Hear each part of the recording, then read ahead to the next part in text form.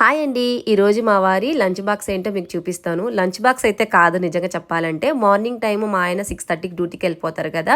So, పాలు ఒక్కటే తాగుతారండి. Tiffin అయితే తినరు. సో, ఆఫీస్‌కెళ్ళిన తర్వాత టైం ఉంటే అదే 9కో, 8కో అలాగా తింటారు.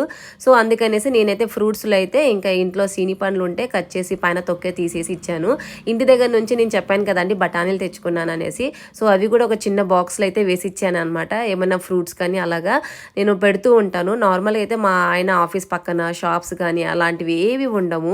సో, ఇంకా ఆఫీస్ మళ్ళీ ఇంటికొచ్చేంత వరకు ఏది ఉండదనమాట.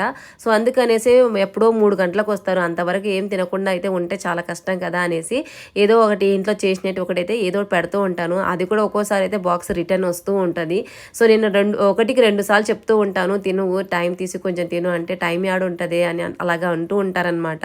సో, మనం వాళ్ళు తీయకపోయినా గానీ మనమన్నా కొంచెం పెడితే ఏదో టైం దొరికినప్పుడు అలా తింటారని ఇలాగే